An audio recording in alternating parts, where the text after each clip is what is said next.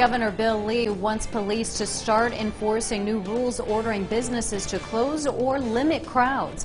Good evening, I'm Sarah Diamond from our Kingsport newsroom. And I'm Josh Smith in our downtown Johnson City studio tonight. It's one of two actions by Governor Lee within the last 24 hours, that is, escalating the state government's enforcement of social distancing to slow the spread of COVID-19.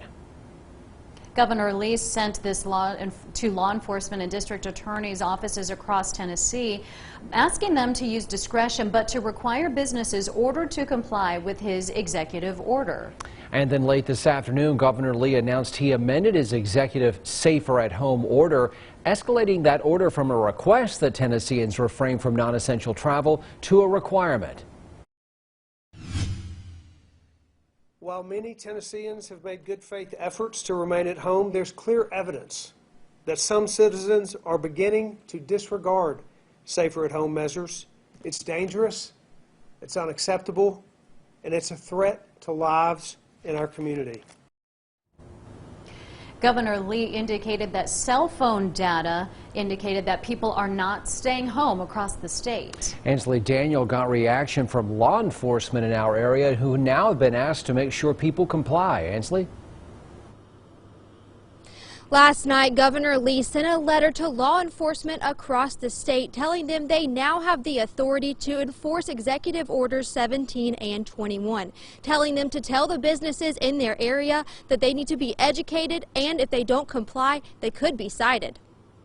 What should people do if they see a business that is non-essential operating outside of your mandate, and is there a way for people to report that business? Yeah, they should report that to their local law enforcement officials who have been given direction and who have the authority to contact that business and go through the appropriate steps to get them to comply. Governor Lee asking law enforcement across the state to take reasonable steps to implement the executive orders and to educate and warn local businesses that aren't complying. I provided guidance in a guidance letter to local law enforcement with respect to enforcing previous Executive Orders 17 and 21. According to that guidance, businesses will be given an opportunity to comply with the orders before further enforcement action will be taken. Captain Andy Siebold at the Sullivan County Sheriff's Office says this is something he hasn't encountered in his 20-year career with the department. We're not here to disrupt the lives of anyone. We're here strictly for public safety.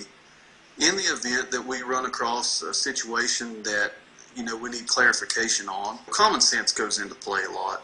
And if someone's going to the doctor or someone's going to the grocery store, we're certainly not going to intervene in that. The orders allowing food and drink establishments to offer drive-through, carry-out, or delivery services, but requiring businesses including but not limited to exercise facilities, those that perform close-contact personal services, and entertainment venues to close. The letter tells law enforcement to give businesses the opportunity to comply. A violation of the governor's executive order would be their violation. We're not interested in writing people citations. That's not what we're here for. Captain Siebold says officers like the ones here at the Sullivan County Sheriff's Office aren't going to be out policing where people are going and why. But he says that if you do think you are an essential employee, it's probably a good idea to ask your employer for that paperwork. Live at the Sullivan County Sheriff's Office, Ansley Daniel, News Channel 11.